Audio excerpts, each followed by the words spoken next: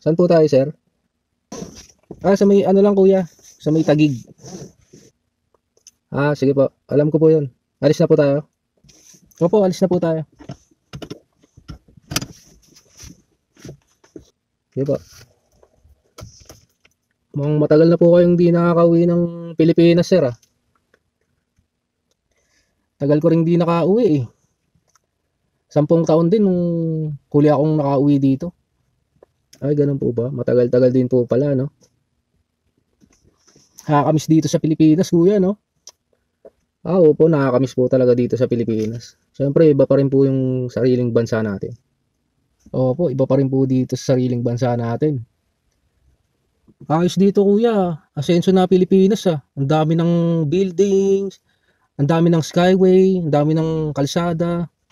Alam mo ba, kuya, sa bansa na pinuntahan ko, 6 months to 1 year, tapos na yung skyway doon. Mahahabang skyway, tapos na agad. Ganun kabilis.